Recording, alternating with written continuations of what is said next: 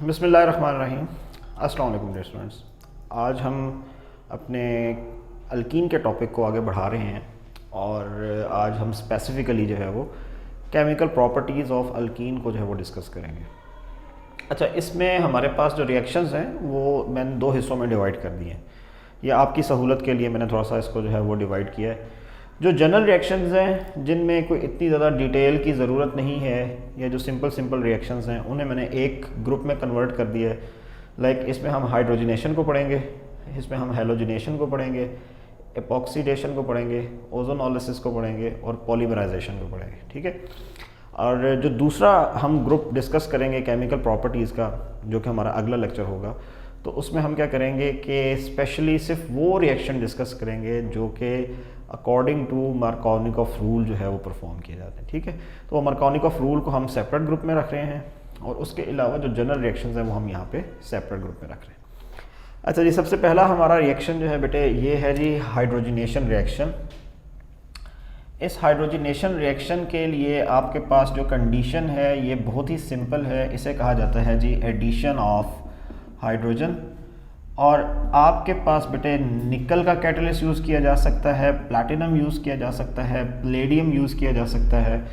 ये बिल्कुल वही कंडीशन है जो कि आपने इससे पहले मैट्रिक में डिस्कस की थी। निकल कैटलिस्ट के बारे में थोड़ी सी हमने डिटेल यहाँ पे डिस्कस करनी है।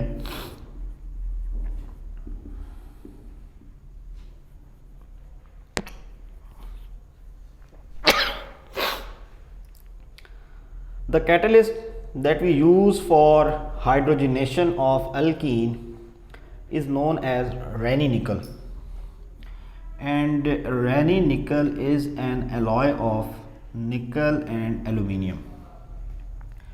इस alloy को अगर हम मिक्स करें किसी भी alkaline medium like sodium hydroxide in the presence of water, तो बेटा अल्कली की प्रेजेंस में ये एल्यूमिनियम क्या करता है, ये सोडियम हाइड्रोक्साइड से रिएक्शन कर जाता है।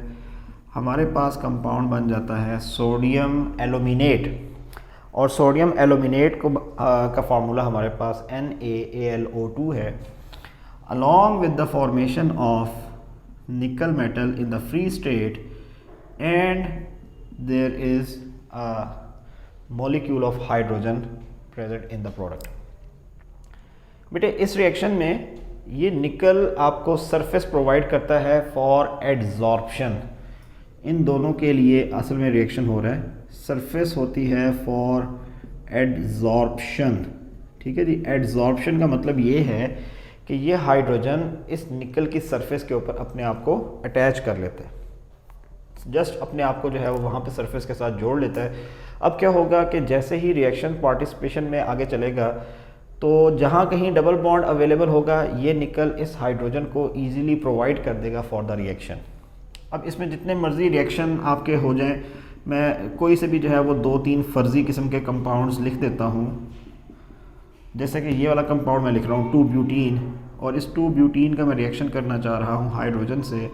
तो जैसे हमने इससे पहले मैट्रिक में सीखा कि 200 से 300 डिग्री सेंटीग्रेड का टेम्परेचर होगा, यानी इस पूरे मिक्सचर को हम 200 से 300 डिग्री सेंटीग्रेड तक हीट करेंगे। तो हीट करने पे हमारे पास जो हाइड्रोजन और निकल का मिक्सचर बनेगा ये रिएक्शन कर देगा डबल बॉन्ड के साथ, और डबल बॉन्ड से रिएक्शन होने पर जहाँ पे बॉन्ड ब्रेक होगा वहाँ पे एक एक हाइड्रोजन जो है वो ऐड हो जाएगा। Ultimately we will get saturated hydrocarbon, यानी यहाँ पे डबल बॉन्ड मौजूद था, ये हाइड्रोजन ऐड हो गया तो यहाँ पे दोनों कार्बन पे एक एक हाइड्रोजन आ जाएगा। यही मेथड यूज़ किया जा सकता है फॉर द साइक्लिक मॉलिक्यूल्स। तो बेटा साइक्लिक मॉलिक्यूल्स में अगर मेरे पास बेंजीन आ जाए, तो बेंजीन के केस में क्या होता है कि अगर बेटे 3 मोल्स हैं मेरे पास हाइड्रोजन के, और ये भी निकल की प्रेजेंस में ही रिएक्शन करना चाह रहे हैं 200 से 300 डिग्री सेंटीग्रेड, तो बेटा क्या होगा कि एक एक हाइड्रोजन 3 डबल बॉन्ड्स के लिए जो है वो काफ़ी होगा। अगर ये डबल बॉन्ड ब्रेक करना है तो एक पूरा मॉलिक्यूल यहाँ पे ऐड हो जाएगा, दूसरा डबल बॉन्ड यहाँ पे, तीसरा यहाँ पे। तो एज अ रिज़ल्ट आपके पास जो कंडीशन बनेगी वो बन जाएगी साइक्लोहेक्सेन। तो इस साइक्लोहेक्सेन में आपके पास बेटे सारे के सारे डबल बॉन्ड यहाँ से एलिमिनेट हो जाएंगे। ठीक है, ये बिल्कुल वही सिंपल रिएक्शन है जो आपने इससे पहले मैट्रिक में सीखा।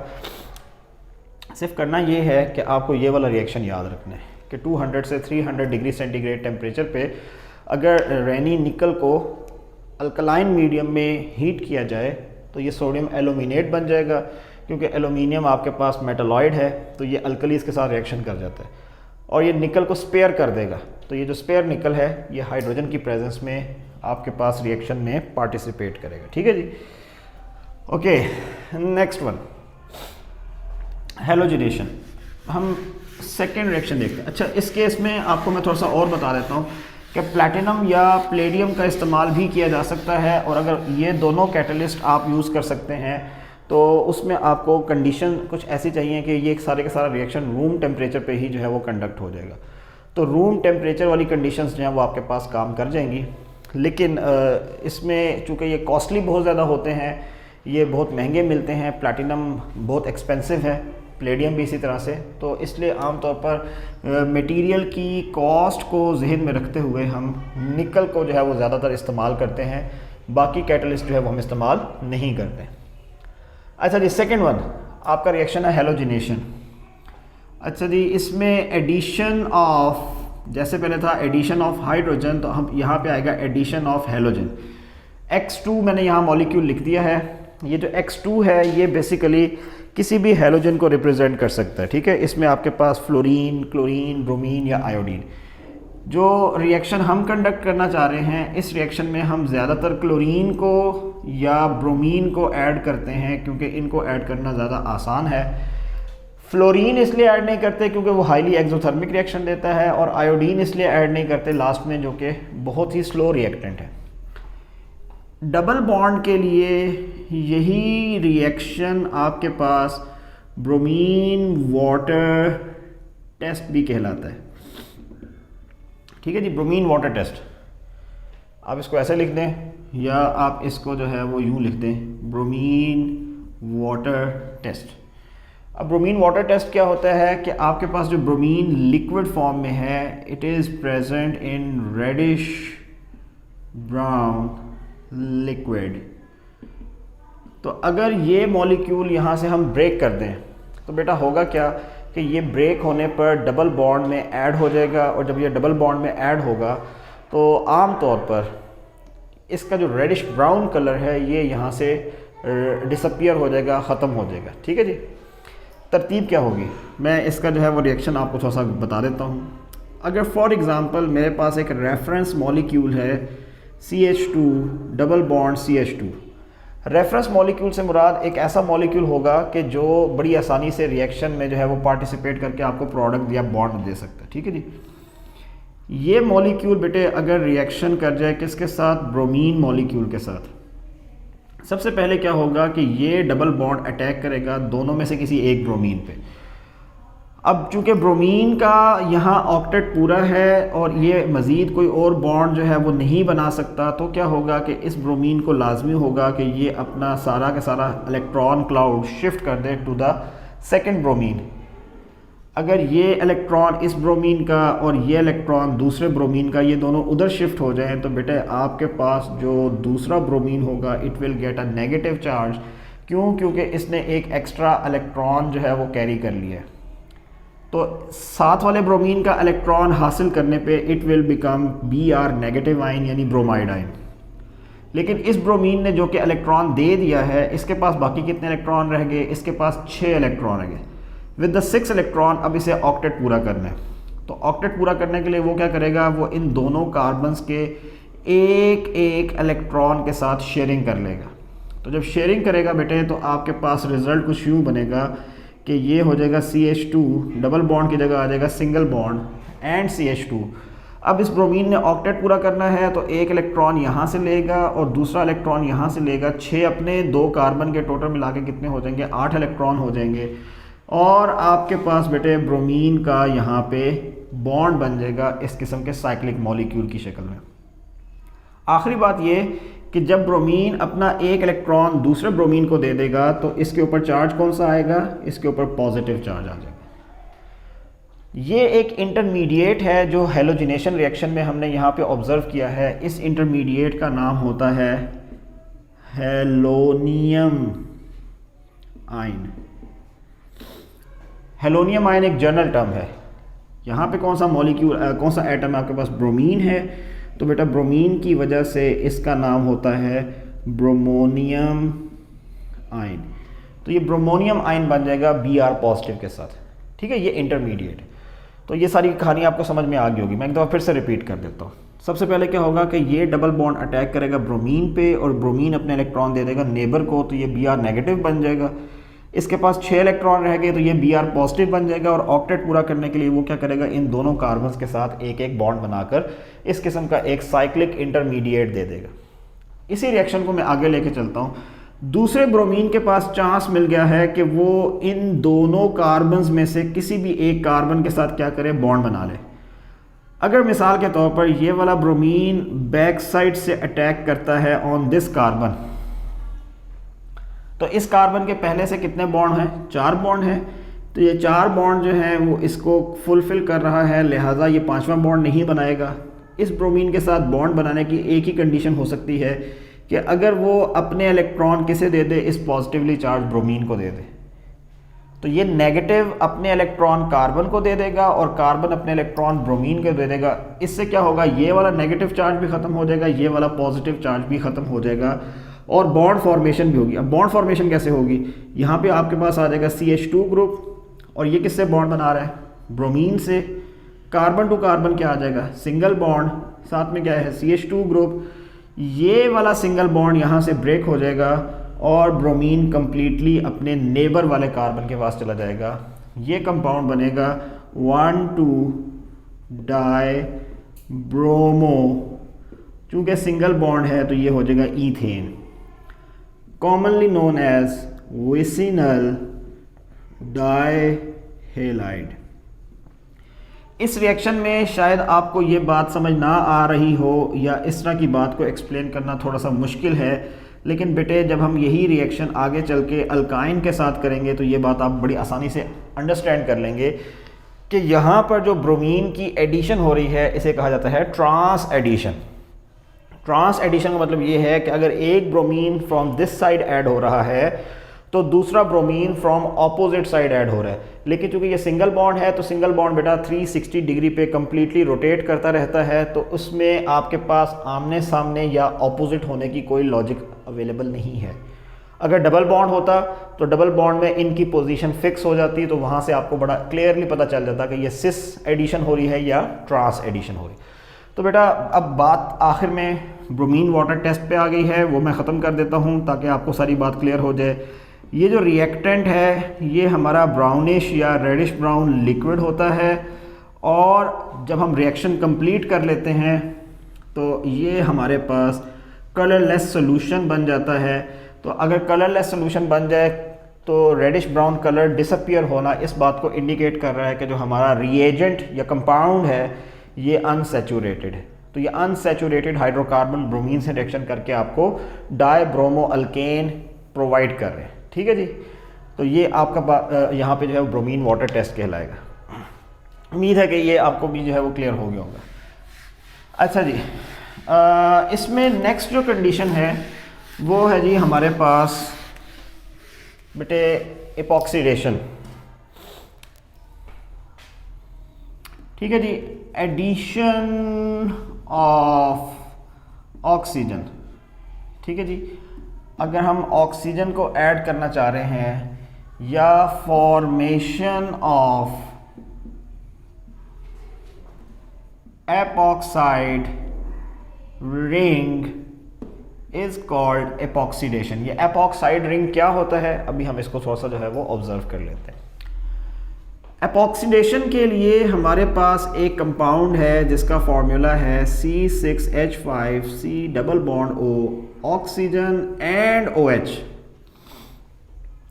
अगर ये वाला ऑक्सीजन ना होता, मिसाल के तौर पर फॉर्मूला होता C6H5C double bond O OH, तो बेटा ये आपके पास एसिड होता बेंजोइक एसिड। लेकिन इस ऑक्सीजन की वजह से हमारा एसिड जो है ये अब चेंज होके बन जाएगा पर एसिड यानी पर बेंजोइक एसिड। ये जो पर बेंजोइक एसिड है इसमें ये वाला ऑक्सीजन बड़ी इजीली बॉन्ड ब्रेक करके अनसैचुरेटेड हाइड्रोकार्बन्स में ऐड हो सकता है। तो तरतीब कुछ यूँ होगी कि अगर लेट्स से कि मेरे पास एक 2 कार्बन का अल्कीन है, तो ये ऑक्सीजन क्या करेगा, यहाँ से अपना बॉन्ड ब्रेक करेगा और वो इन दोनों कार्बन्स के साथ बॉन्ड बना लेगा। तो C6H5 जो है बेटा ये कन्वर्ट हो जाएगा किस फॉर्म में, पर बेंजोइक एसिड से ये चला जाएगा बेंजोइक एसिड में, और यहाँ carbon to carbon double bond जो है वो ब्रेक होके बन जाएगा carbon to carbon single bond, लेकिन साथ ही साथ ये ऑक्सीजन दोनों कार्बन्स के साथ अपने आप को अटैच कर रहा होगा। बनने वाला कंपाउंड आपके पास कहलाता है एपॉक्साइड। 2 कार्बन हैं तो 2 कार्बन को हम बोलते हैं इथिलीन, चूँकि इनका फार्मूला इथिलीन या इथीन के बराबर है CH2 तो ये बन जाएगा इथिलीन और ऑक्सीजन की वजह से इसका नाम हो जाएगा इथिलीन ऑक्साइड। तो ये वाला रिएक्शन आपके पास एपॉक्सीडेशन कहलाएगा। ये रिंग आपके पास एपॉक्साइड रिंग है जो कि बहुत ही स्ट्रॉन्ग रिंग होता है और ये इजीली ब्रेक नहीं किया जा सकता। आगे चल के जब अल्काइल हैलाइड का चैप्टर पढ़ेंगे तो मैं आपको वहाँ पर बताऊँगा कि सिर्फ और सिर्फ ग्रिग्नॉर्ड रिएजेंट आपके पास एक ऐसा केमिकल है जो एपॉक्साइड रिंग को जो है बड़ी आसानी के साथ क्या कर सकता है, तोड़ सकता है। ठीक है जी। तो ये आपके पास एक कंडीशन है किसके लिए, एडिशन ऑफ ऑक्सीजन के लिए या फॉर्मेशन ऑफ एपॉक्साइड रिंग के लिए। तो ये भी बहुत ही सिंपल है, इसकी मज़ीद कोई और फर्दर कंडीशन हमारे कोर्स में नहीं है। ठीक है जी। अच्छा जी, चलें इसको हम मिटाते हैं और इसके बाद हम बेटे नेक्स्ट देखते हैं। अब हमारे पास बेटा नेक्स्ट जो है ये बड़ा इंपॉर्टेंट पोर्शन आ रहा है and this one is known as ozonolysis. Ozonolysis को हम कहते हैं ये एडिशन ऑफ O3 यानी ओजोन है। मैं आपको थोड़ा सा जो है वो इसमें थोड़ी डिटेल के साथ गाइड करना चाहूँगा ताकि आपको जो है वो चीज़ों के बारे में बड़ा क्लैरिटी हो जाए with respect to the product. 2 तरह के अल्कीन हमारे पास ओजोनोलिसिस करते हैं। एक को कहा जाता है सिमेट्रिकल अल्कीन। बेटा अगर सिमेट्रिकल अल्कीन से ओजोनोलिसिस हो तो रिएक्शन क्या होगा। मिसाल के तौर पर हमारे पास रिएक्टेंट है CH2 डबल बॉन्ड CH2। ठीक है जी। ये अल्कीन है, 2 कार्बन हैं, इनका फॉर्मूला होगा इथीन। ये किससे रिएक्शन करना चाह रहा है, ये O3 या ओजोन से रिएक्शन करना चाह रहा है। इन द फर्स्ट स्टेप बेटे ओजोन इस डबल बॉन्ड को ब्रेक करेगा और ये इथीन मॉलिक्यूल में ऐड अप हो जाएगा, डबल बॉन्ड की जगह बन जाएगा सिंगल बॉन्ड और बेटे आपके पास इस किस्म का एक साइक्लिक स्ट्रक्चर बनेगा। This structure is known as molozonide. Molozonide बेटे अनस्टेबल होता है, ये थोड़ी ही देर में अपने आप को रीअरेंज कर लेता है। रीअरेंजमेंट का तरीकाकार कुछ यूँ होता है, मैं आपको इन शॉर्ट बता देता हूँ कि इन 3 में से 2 ऑक्सीजन जो हैं वो एक साइड पे एडजस्ट हो जाते हैं और दरमियान से ये जो बॉन्ड है ये स्विच करके एक ऑक्सीजन को पिक कर लेता है।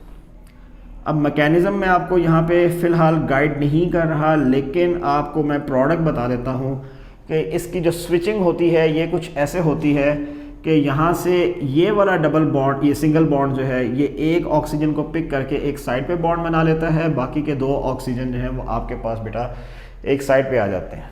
बनने वाला प्रोडक्ट या कंपाउंड आपके पास कहलाएगा ओजोनाइड। ये ओजोनाइड मोल ओजोनाइड के मुकाबले में ज़्यादा स्टेबल है। इस ओजोनाइड को उस वक्त तक जो है वो स्टेबिलिटी हासिल है जब तक ये वाटर के साथ रिएक्शन ना करे। इन केस अगर ये वाटर से रिएक्शन करे तो क्या होगा बेटा, पानी से रिएक्शन होने पर ये जो सेपरेट वाला ऑक्सीजन है ये क्या करेगा, ये यहाँ से अपना बॉन्ड ब्रेक करेगा और ये वाटर के साथ कंबाइन होकर आपको प्रोडक्ट दे देगा हाइड्रोजन परऑक्साइड। जो बाकी का मॉलिक्यूल है ये भी अपने बॉन्ड्स को एडजस्ट करेगा। ये कैसे एडजस्ट करेगा, लेफ्ट हैंड साइड पे बेटे आपके पास ये पूरा यूनिट सेपरेट हो जाएगा और राइट हैंड साइड पे बेटे ये पूरा यूनिट जो है वो सेपरेट हो जाएगा। अब लेफ्ट साइड पे क्या बचा, लेफ्ट साइड पे कार्बन के साथ कितने हाइड्रोजन हैं, 2 हाइड्रोजन है। चलो जी, ये एक हाइड्रोजन हो गया, ये दूसरा हाइड्रोजन हो गया और कार्बन के साथ क्या है, ऑक्सीजन है। ये जो ऑक्सीजन है ये कार्बन के साथ बना लेगा डबल बॉन्ड, रिजल्ट ये एक एल्डिहाइड होगा। एक कार्बन वाला एल्डिहाइड, कंपाउंड का नाम होगा फॉर्मेल्डिहाइड। आईयूपैक सिस्टम में इसको बोलते हैं मेथनल, मेथनल फॉर्मेशन हो जाएगी। चलो ये तो हो गया left side. Right hand side पे क्या होगा? राइट हैंड साइड पे कार्बन है, कार्बन कितने हाइड्रोजन से बॉन्ड बना रहा है? 2 हाइड्रोजन से। साथ में क्या होगा? ऑक्सीजन से बॉन्ड बनाएगा, डबल बॉन्ड ऑक्सीजन। इसका मतलब ये हुआ कि हमारे पास इस पूरे रिएक्शन में टोटल 2 मॉलिक्यूल बन रहे हैं फॉर्मेल्डिहाइड के या मेथनल के। सबसे आखिर में ये जो हाइड्रोजन पर ऑक्साइड है बेटे, इसको आप जिंक के साथ ट्रीट करेंगे, जिंक ऑक्साइड बन जाएगा, रिडक्शन हो जाएगी और साथ में आपके पास H2O या वाटर की फॉर्मेशन हो जाएगी। हमारा रिएक्शन कंप्लीट हुआ। अब लॉजिक है जी सिमेट्रिकल अल्कीन। मैंने ये सिमेट्रिकल अल्कीन यहाँ क्यों लिखा? बेटा सिमेट्रिकल अल्कीन की अगर ओजोनोलिसिस की जाए then you will get only 1 compound as product. मैंने 1 मॉलिक्यूल नहीं लिखा, ये बात याद रखिएगा। मॉलिक्यूल ढेर से एक से ज़्यादा बनेंगे, ढेर सारे बनेंगे, ठीक है, लेकिन जो नेचर ऑफ कंपाउंड है वो सेम रहेगी। यानी जो कंपाउंड लेफ्ट साइड पे बनेगा सेम वही कंपाउंड राइट साइड पे बनेगा। क्यों? क्योंकि हमारा अल्कीन क्या है? सिमेट्रिकल है। अगर इसके लेफ्ट साइड पे CH2 है, इसके राइट साइड पे CH2 है, तो ये दोनों CH2 वाला ही मॉलिक्यूल बनेगा। अगर लेफ्ट साइड पे कार्बन चेन भी स्टार्ट हो जाए, यानी CH2 की जगह CH3 आ जाए, तो वो बड़े कार्बन का जो है वो आपके पास प्रोडक्ट आ जाएगा। इसी तरह यहाँ पे भी अगर CH3 आ जाए, कार्बन चेन लंबी हो जाए, तो यहाँ पे प्रोडक्ट जो है वो आपके पास चेंज हो जाएगा। लेकिन जब भी आप सिमेट्रिकल अल्कीन यूज़ करेंगे you will get only 1 compound as product. तो सस्पेंस क्या है बेटे आपके लिए? अब सस्पेंस ये है कि सर अगर एसिमेट्रिकल अल्कीन आ जाएं तो क्या होगा? ठीक है जी, क्योंकि मैंने सिमेट्रिकल की बात की है तो अब एसिमेट्रिकल भी लाजमी पता होने चाहिए। अगर एसिमेट्रिकल अल्कीन आ जाए, मिसाल के तौर पर मैं यहाँ लिखता हूँ, ठीक है, ये मैं प्रोडक्ट रिएक्टेंट लिखता हूँ CH डबल बॉन्ड CH2 और इस साइड पे मैं लिख देता हूँ CH3। बेटा ये एक कार्बन ऐसा है जो हाइड्रोजन और कार्बन यानी CH3 ग्रुप से बॉन्ड बना रहा है, जबकि राइट साइड पे कार्बन जो है 2 हाइड्रोजन के साथ बॉन्ड बना रहा है। ये जो 2 हाइड्रोजन हैं ये एक टाइप की अरेंजमेंट बन जाएगी, जबकि लेफ्ट साइड पे एक हाइड्रोजन और CH3 ये दूसरी टाइप की अरेंजमेंट बन जाएगी। अच्छा, अगर मैं इसी में ओजोन को ऐड करने जा रहा हूँ, ओजोनोलिसिस होगी। चले ओजोनोलिसिस का प्रोडक्ट क्या बनेगा वो हम देखते हैं। लेफ्ट साइड पे क्या था? CH3 ग्रुप, फिर क्या था? CH ग्रुप, फिर क्या था? डबल बॉन्ड की जगह सिंगल बॉन्ड आ गया, फिर क्या था? CH2 group. अब जो सिंगल बॉन्ड आया है तो इसका मतलब ये है कि यहाँ पर एक ऑक्सीजन ऑक्सीजन ऑक्सीजन का ये ब्रिज बन जाएगा। यानी क्या चीज़ बनेगी आपके पास? मोल ओजोनाइड। सबसे पहले मोल ओजोनाइड बनेगा जो कि हमने यहाँ पर जो है वो प्रोड्यूस कर दिया। इसी मोल ओजोनाइड में क्या हो जाएगी? रीअरेंजमेंट। अब लेफ्ट साइड पे क्या है? CH3 ग्रुप है, तो ये CH3 मैं एज इट इज़ लिख देता हूँ। फिर उसके बाद क्या है? CH ग्रुप है, ये भी मैं एज इट इज़ लिख देता हूँ। फिर मैंने आपसे ये कहा था कि 3 में से 2 ऑक्सीजन एक साइड पे रह जाएंगे और यहाँ पे क्या आ जाएगा? CH2 group. तो सर चौथा बॉन्ड कहाँ गया? ये जो दोनों कार्बन हैं ये आपस में एक दूसरे से कंबाइन होकर क्या बना देंगे? 4th बॉन्ड बना देंगे। बनने वाला कंपाउंड क्या कहलाएगा आपके पास? ओजोनाइड। स्टेप्स बता देता हूँ। पहले स्टेप में डबल बॉन्ड है तो डबल बॉन्ड टूट के क्या बन जाएगा? Single bond. और दूसरे स्टेप में यही सिंगल बॉन्ड टूट के क्या रह जाएगा? No bond. यानी कार्बन टू कार्बन सारे बॉन्ड जो है वो ब्रेक हो गए। ओजोनाइड की क्या की जाए? जैसे यहाँ हाइड्रोलिसिस की थी बेटा, तो मैं ओजोनाइड की यहाँ पे क्या कर देता हूँ? हाइड्रोलिसिस कर देता हूँ, पानी से रिएक्शन करवा देता हूँ। मैंने आपको पहले भी बताया कि इस केस में क्या होगा कि ये वाला ऑक्सीजन यहाँ से रिमूव हो जाएगा, हमारे पास प्रोडक्ट बनेगा हाइड्रोजन पर ऑक्साइड। चलो जी, बन गया हाइड्रोजन पर ऑक्साइड। फिर मैंने आपसे ये कहा कि ये जो लेफ़्ट वाला पोर्शन है ये यहाँ से सेपरेट हो जाएगा और जो राइट वाला पोर्शन है ये यहाँ से सेपरेट हो जाएगा। तो अब बेटे लेफ़्ट और राइट दोनों साइड्स जो हैं वो एक दूसरे से क्या हो गई हैं? डिफरेंट हो गई हैं। अगर आप लेफ़्ट साइड पे देखें तो लेफ़्ट साइड पे आपके पास सबसे पहले क्या लिखा जा रहा है? CH3 group. तो हम CH3 लिख देंगे। इसका बॉन्ड किससे बन रहा है? कार्बन यानी CH के साथ, और कार्बन का बॉन्ड किससे बन रहा है? ऑक्सीजन के साथ, यानी 2 कार्बन का एल्डिहाइड होगा। कंपाउंड का नाम है एसीटल्डिहाइड।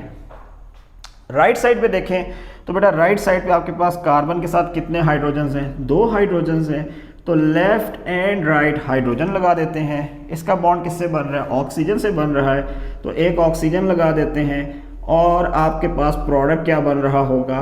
फॉर्मेल्डिहाइड। तो अब आपको थोड़ा सा आइडिया हो गया होगा कि एसिमेट्रिकल अल्कीन क्या करते हैं। When we use ozonolysis reaction for asymmetrical alkene, they will produce mixture of compounds as product. One compound as product, mixture of compounds as product. यहाँ पर सिर्फ फॉर्मेल्डिहाइड बना, यहाँ पे एसिटल्डिहाइड भी बना, फॉर्मेल्डिहाइड भी बना। और इसी तरह अगर मैं बेटा कार्बन चेन को मज़ीद अगर चेंज करता रहूं, इसके साथ और CH3 ग्रुप ऐड करता रहूं, तो एसिटल्डिहाइड और फॉर्मेल्डिहाइड के अलावा मैं यहाँ से कीटोन भी हासिल कर सकता हूँ। ठीक है, ये एक ऐसा रिएक्शन है कि जिस रिएक्शन से आप कीटोन की फॉर्मेशन भी कर सकते हैं। आखिरी रिएक्शन मैं रिपीट कर देता हूँ, ये कॉमन है। हाइड्रोजन पर ऑक्साइड क्या करेगा? जिंक के साथ रिएक्शन करेगा, जिंक ऑक्साइड बन जाएगा, और साथ में आपको वाटर जो है वो रिड्यूस होके हासिल हो जाएगा। तो बेटा ओजोन की कंडीशंस जो हैं उसमें इस बात को लाजमी आपने याद रखना है कि ये सिमेट्रिकल और एसिमेट्रिकल अल्कीन दोनों से परफॉर्म किया जा सकता है। अगर सिर्फ एक ही कंपाउंड एज प्रोडक्ट मिल रहा हो तो ये अल्कीन सिमेट्रिकल होगा, और अगर डिफरेंट कंपाउंड्स मिलते हैं एज प्रोडक्ट तो ये एसिमेट्रिकल अल्कीन है जिसमें आप ओजोनोलिसिस को परफॉर्म कर रहे हैं। समझ आ गई बात कीजिए। अच्छा चलें ये बात को बस फाइनलाइज करते हैं। हमारा आखिरी जो स्टेप है उसमें हम एक ही रिएक्शन रह गया है, उससे आज पढ़ लेते हैं, फिर अगले लेक्चर में हम इंशाल्लाह बाकी के रिएक्शंस देखेंगे। Polymerisation, formation of long chain molecules by a single monomer unit is called polymerisation reaction. ठीक है जी बेटे, पॉलीमराइजेशन रिएक्शन की कुछ कंडीशंस हैं। अगर मैं मोनोमर यूज़ करता हूँ तो इस केस में मैं मोनोमर यूज़ कर लेता हूँ ईथीन। ठीक है जी, ईथीन के n number of molecules, n unlimited, 1000, 10,000, lakh, 10 lakh, crore, अरब, 10 अरब, खरब, मतलब अनलिमिटेड नंबर ऑफ मॉलिक्यूल्स मैं यूज़ करता हूँ। लेकिन ये सारे के सारे रिएक्टेंट्स ईथीन की फॉर्म में होंगे, इसी फार्मूला की शक्ल में होंगे।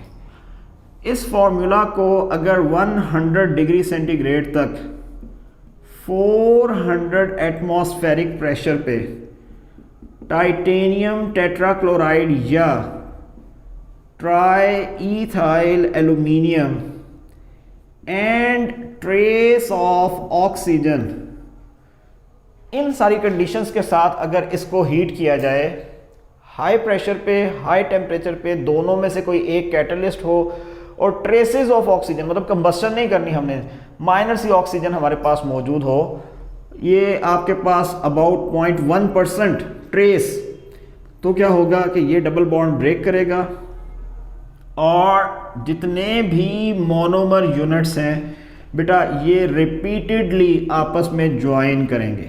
अगर मैं आपके सामने ये वाला फार्मूला लिख रहा हूँ तो फिलहाल कितने मोनोमर यूनिट्स ने ज्वाइनिंग दी है? यहाँ पे एक मोनोमर में 2 कार्बन यानी CH2 ग्रुप था, तो देखें एक मोनोमर यहाँ पे है, दूसरा मोनोमर यहाँ पे है, तीसरा मोनोमर यहाँ पे है। ये अनलिमिटेड नंबर में आपस में ज्वाइन करते हैं।